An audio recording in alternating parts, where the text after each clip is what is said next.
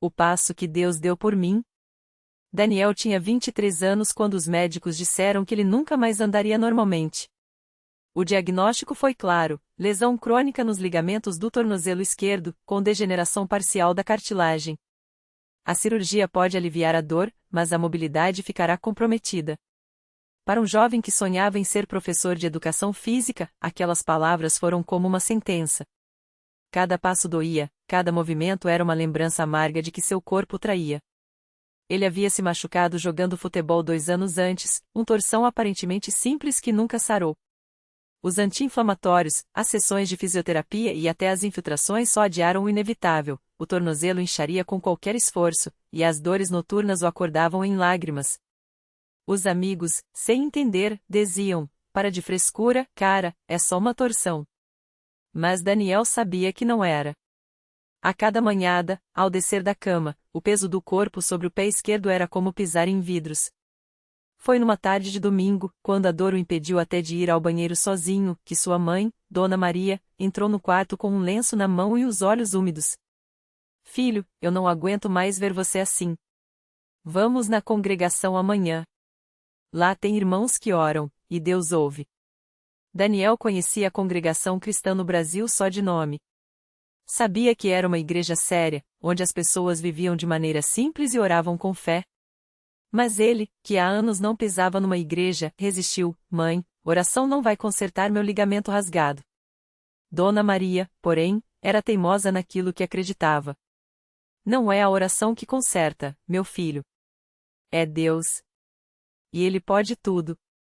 Na segunda-feira à noite, Daniel entrou arrastando o pé esquerdo no salão modesto da congregação, apoiado no braço da mãe. O lugar cheirava a madeira envelhecida e a café passado. Algumas irmãs tinham servido um lanche simples antes da reunião.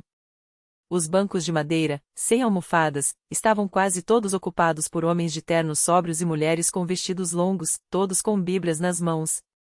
Não havia instrumentos, nem telões, nem palmas. Só o silêncio respeitoso e o som das páginas virando.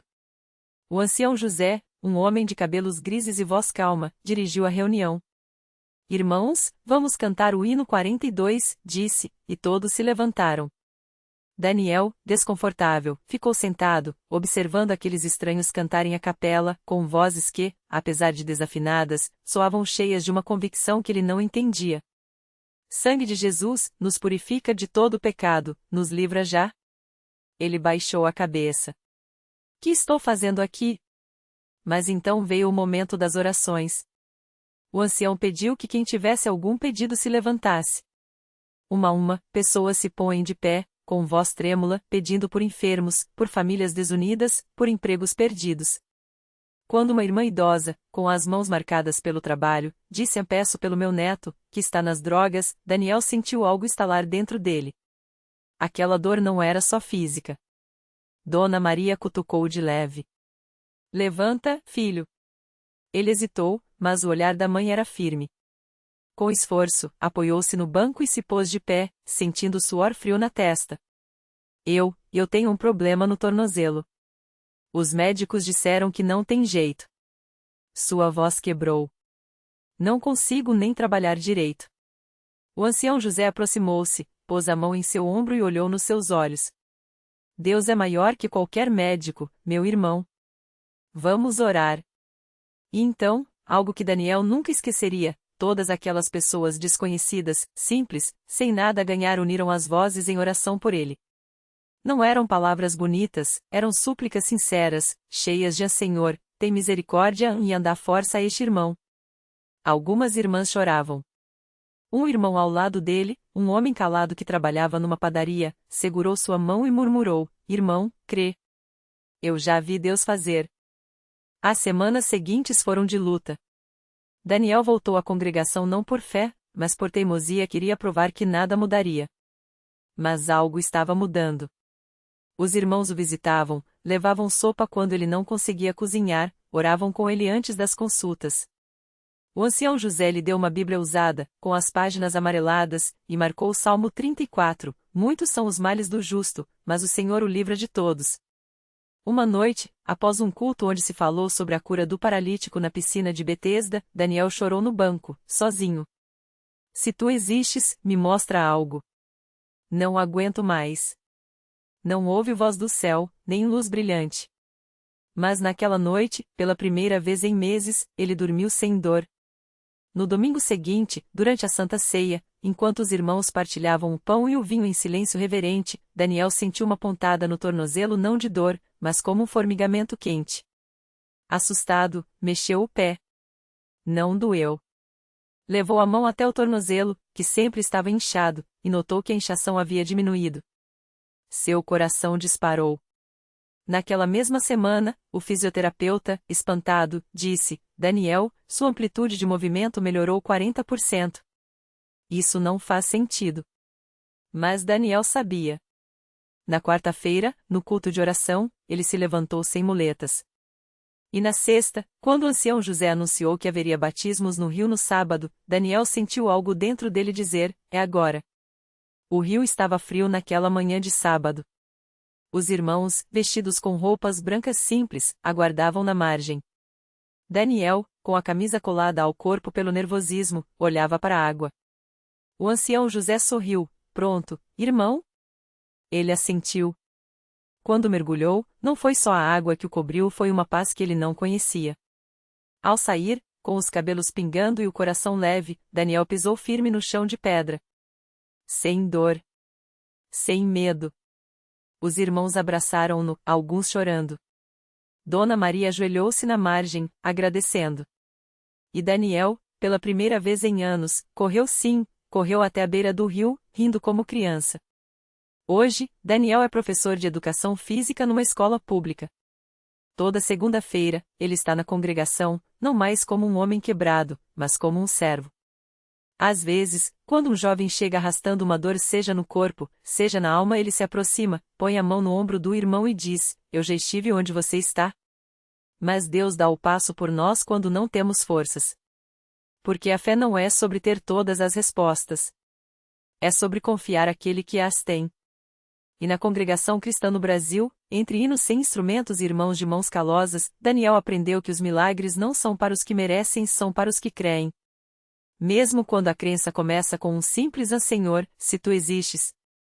Naquela mesma congregação, a uns poucos bancos atrás de onde Daniel costumava se sentar, uma mulher chamada Marisa apertava contra o peito um envelope amassado. Dentro dele, a terceira carta de despejo em 6 meses. As mãos tremiam enquanto ela olhava para o chão de tábuas gastas pelo tempo, ouvindo os irmãos cantarem "A Deus é amor, tão terno amor". A voz falhava, mas o coração gritava: como pode ser amor se eu não tenho nem onde dormir amanhã? Era 2019, e Marisa havia perdido tudo: o emprego na padaria quando a dona faliu, o aluguel atrasado, a dignidade de pedir esmolas na porta do mercadinho. Até o filho mais velho, que arrumara um trabalho em São Paulo, já não atendia suas ligações, vergonha ou cansaço, ela não sabia. Naquela noite, entrou na igreja arrastando mais do que os pés, levava uma mala surrada com todas as suas roupas e um silencioso desespero. Ninguém a julgou. A irmã Maria, que sempre sentava na segunda fileira, apenas deslizou para o lado no banco de madeira e fez sinal para ela se acomodar. Durante o culto, quando o irmão que presidia leu a lançai sobre ele toda a vossa ansiedade, porque ele tem cuidado de vós, Marisa sentiu as lágrimas queimarem. Não eram lágrimas de alívio, eram de raiva. Onde estava esse cuidado quando eu dormia no ponto de ônibus, pensou. Mas algo a fez ficar. Talvez a mão da irmã Maria, que sem dizer nada segurou a sua durante a oração. Talvez o cheiro de café com pão de queijo que vinha da cozinha dos fundos depois do culto, oferecido a todos sem distinção. Ou talvez a voz do irmão João, um aposentado que limpava o templo todas as manhãs, quando se aproximou e disse: fique tranquila, irmã. Aqui ninguém sai com fome. Nem de pão, nem de esperança. Nos dias seguintes, Marisa começou a ajudar na limpeza da igreja. Não por obrigação, mas porque não tinha para onde ir, varria o piso enquanto os irmãos ensaiavam os hinos, esvaziava os cestos de lixo ouvindo histórias de como Deus providenciara emprego, cura, reconciliação. Até que uma tarde, enquanto dobrava os panos de limpeza, a irmã Clara, a mesma que organizava as doações de roupas, perguntou: você sabe cozinhar, Marisa? Ela riu sem graça. Só pão de queijo, irmã. E olhe lá. 2 meses depois, Marisa estava de avental na cozinha da congregação, supervisionando um grupo de mulheres que preparavam marmitas para os desabrigados do bairro. O envelope amassado ainda estava guardado em sua Bíblia, mas agora com um bilhete rabiscado por cima: Deus provê. Espere nele. Não era um milagre estardalhante, não choveram moedas do céu, nem apareceu um emprego de gerente. Mas todas as sextas-feiras, a panificadora do irmão Carlos comprava dela 100 pães de queijo para vender na feira. E o filho, após meses sem notícias, ligou chorando: Mãe, consegui alugar um quarto para a senhora. Não é grande, mas é nosso. Hoje, Marisa coordena o Pão da Esperança, um projeto da congregação que ensina mulheres em situação de rua a cozinhar e vender seus próprios produtos. Sempre que uma nova aluna chega com os olhos baixos, ela conta a sua história: eu também achei que Deus tinha me esquecido. Mas ele só estava preparando um jeito de me mostrar que, mesmo quando a gente não vê saída, ele já está abrindo a porta. Porque na congregação, os milagres raramente vêm com trombetas. Vem no cheiro de café fresco depois de uma noite sem dormir. Na mão que segura a sua quando você pensa que vai cair. No pão que multiplica não por milagre, mas por amor e que, no final, é a mesma coisa. E assim, entre hinos cantados à capela e bancos que rangem com o peso das histórias, a fé de Marisa cresceu como massa de pão, devagar, com paciência, e sempre mais forte depois que passa pelo fogo. Marisa não imaginava que, justamente no dia em que decidiu ajudar a servir o café da manhã para as mulheres do projeto, sua própria vida daria uma virada. Era uma manhã fria, daquele tipo que faz os ossos doerem, e o salão da igreja estava cheio de risadas misturadas com o barulho dos talheres. Ela notou uma moça nova, sentada sozinha num canto, com as mãos trêmulas em volta de um copo de café. Os olhos dela eram 2 poços fundos, como se tivessem visto coisas que ninguém deveria ver. Sem pensar 2 vezes, Marisa sentou ao lado dela e ofereceu um pão de queijo ainda quente. Toma, minha filha. O segredo desse aqui é o queijo ralado na hora, bem fresquinho, disse, como se estivesse falando de uma receita e não de uma vida que precisava ser reconstruída. A moça, que se chamou Ana, olhou para o pão como se fosse a primeira coisa boa que recebia em meses. E foi ali, entre migalhas e confissões murmuradas, que Marisa entendeu que Deus não só a tinha tirado do fundo do poço, ele agora queria usá-la para estender a mão para outras. Ana contava que tinha chegado à cidade há 3 dias, depois de fugir de um relacionamento que quase a matou. Não tinha documentos, não tinha família, não tinha nem mesmo a certeza de que valia a pena continuar. Eu só queria sumir, ela disse, e as palavras saíram como um suspiro. Marisa segurou a mão dela, áspera e gelada, e sentiu algo que não era pena, mas reconhecimento. Eu também já quis isso. Mas Deus não deixa a gente sumir não, minha filha. Ele só espera a gente parar de correr para ele poder nos achar. Naquela mesma semana, Marisa levou Ana para a primeira reunião de oração. Não foi fácil, Ana tremia toda vez que alguém se aproximava, e os abraços das irmãs da igreja a faziam se encolher como se esperasse um golpe. Mas pouco a pouco, entre um Deus te abençoe, irmão e outro, ela foi relaxando. Até que, numa noite de culto, quando o coro começou a cantar a mesmo que a figueira não floresça, Ana rompeu em lágrimas. Não eram soluços de dor, mas daquele choro que vem quando algo dentro da gente finalmente se solta. O pastor se aproximou e orou por ela, impondo as mãos com uma firmeza que não era força, mas segurança. O Senhor te vê, filha. E ele não te deixou aqui para você ser mais uma vítima, ele te trouxe para você ser uma vencedora. Ana saiu dali diferente. Não que os medos tivessem sumido, mas agora ela tinha algo que não tinha antes, um lugar para pertencer.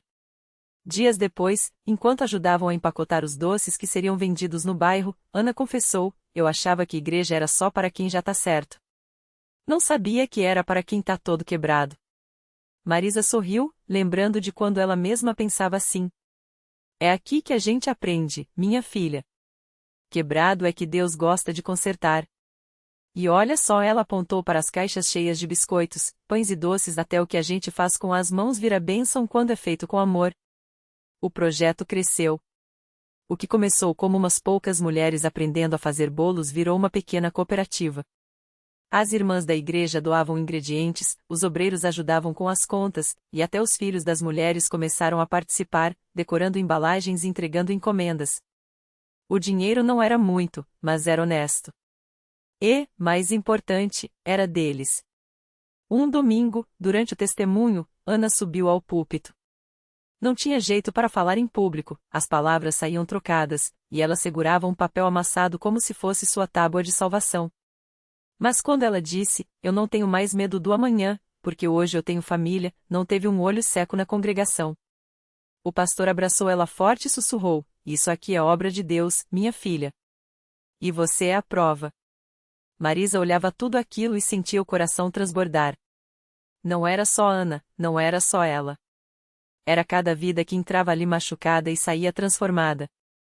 Era um milagre que não precisava de trombetas, porque falava mais alto no silêncio de uma mesa posta, num prato de comida quente, numa mão que não solta a outra. Porque na congregação, as portas não se fecham para quem chega. Elas se abrem mais ainda. E o maior milagre não é o pão que se multiplica, mas o coração que aprende a amar de novo e, ao amar, descobre que nunca esteve sozinho. Marisa saiu daquele culto com os pés leves, como se o chão não pesasse mais. No caminho para casa, ela não conseguia tirar da cabeça o sorriso de Ana, tão diferente daquele primeiro dia em que a viu encostada no muro da igreja, com os olhos baixos e as mãos trêmulas. Agora, Ana tinha um brilho que nem a pobreza nem o passado conseguiram apagar. E Marisa sabia que aquele brilho não era só dela, era de muitas outras pessoas que, como ela, haviam encontrado um lugar onde a dor ganhava sentido e a esperança voltava a respirar. No domingo seguinte, Marisa chegou mais cedo. Queria ajudar a preparar o café da manhã para os que chegavam cedo, antes do culto. Enquanto arrumava as mesas, viu um senhor de cabelos brancos sentado num banco do lado de fora, com as mãos apoiadas no bastão e os olhos perdidos no vazio. Ele parecia tão frágil que Marisa sentiu o coração apertar. Aproximou-se devagar, como quem não quer assustar um pássaro ferido. — O senhor está bem? Perguntou, sentando-se ao seu lado. O velho levantou os olhos, e ela viu que estavam cheios de lágrimas não choradas. Não sei mais o que fazer, minha filha, confessou, com a voz rouca. Minha filha me botou na rua. Disse que eu só dou trabalho, que não aguentava mais cuidar de mim. E eu não tenho para onde ir. Marisa segurou a mão dele, que tremia como folha ao vento. O senhor não está sozinho, disse, com uma firmeza que nem sabia que tinha. Aqui, o senhor tem família. Vamos entrar, tomar um café, e o pastor vai conversar com o senhor, tá bom? O velho hesitou, como se não acreditasse. Mas quando Marisa passou o braço pelo dele e o ajudou a se levantar, ele deixou. E foi assim, passo a passo, que mais um milagre começou a acontecer. Dentro da igreja, o cheiro de pão fresco e café quente encheu o ar. O pastor, que já conhecia bem aquele cenário, veio logo ao encontro deles. Seja bem-vindo, irmão, disse, com um sorriso que era um abraço só de olhar. Aqui, a gente não deixa ninguém para trás. O velho, que se chamava Antônio, abaixou a cabeça. As palavras dele saíram entre soluços. Eu não tenho nada para oferecer. Nem força mais para trabalhar. O pastor pousou a mão no ombro dele e olhou nos seus olhos. O Senhor não precisa oferecer nada. Jesus já ofereceu tudo por nós. E aqui, a gente só precisa estar disposto a receber. A receber amor, cuidado, e uma nova chance. Antônio não disse mais nada. Só assentiu, enquanto as lágrimas finalmente caíam. E quando ele sentou à mesa, rodeado por irmãos que nem conhecia, mas que já o tratavam como família, algo dentro dele começou a sarar. Marisa observava tudo aquilo e pensava em como a vida pode mudar quando a gente encontra um lugar onde o amor é maior que as feridas. Não era magia, não era sorte. Era Deus trabalhando através de mãos dispostas a servir, de corações abertos para acolher, de uma igreja que não vira as costas para quem precisa. E assim, mais uma história de transformação começava.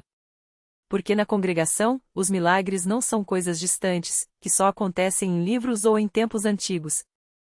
Eles estão no pão partido entre irmãos, no abraço que segura quem está prestes a cair, na voz que diz, você é importante. Você tem valor. E aqui, você tem um lar. Antônio não sabia ainda, mas aquela seria a primeira de muitas manhãs em que acordaria sabendo que não estava sozinho. E Marisa, que já tinha visto tantos milagres ali, soube na hora, aquele não seria o último. Porque onde há amor de verdade, Deus está presente. E onde Deus está, a vida renasce. O milagre completo. Antônio, que há meses dormia sob pontes com o estômago vazio e a alma mais vazia ainda, agora seguirá Marisa até a cozinha da igreja. Lá, entre panelas fumegantes e risos sinceros, encontrou não só um prato quente, mas mãos que se estendiam sem medo de tocar suas cicatrizes. Fique, disseram-lhe. E ele ficou.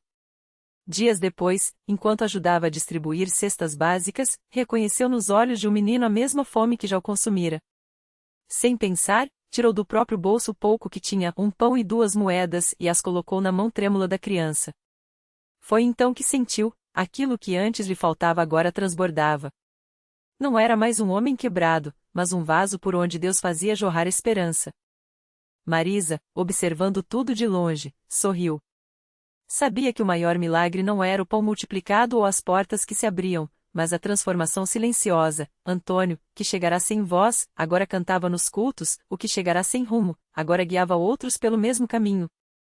A igreja não lhe dera esmolas, dera-lhe dignidade. E isso, sim, era obra divina. Reflexão final. Milagres não são relâmpagos no céu, mas sementes plantadas no chão árido da vida. Eles começam quando alguém escolhe ver o invisível, tocar o intocável, amar o considerado inamável.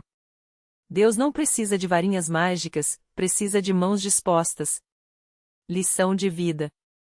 A verdadeira fé não se mede por quanto pedimos a Deus, mas por quanto nos tornamos resposta às preces alheias. Porque o amor que transforma não é o que enche nossos bolsos, mas o que esvazia nosso egoísmo, e assim, no gesto pequeno, nasce o eterno. E assim, entre pão partido e histórias compartilhadas, a congregação seguia provando, onde a comunidade, até os desertos florescem.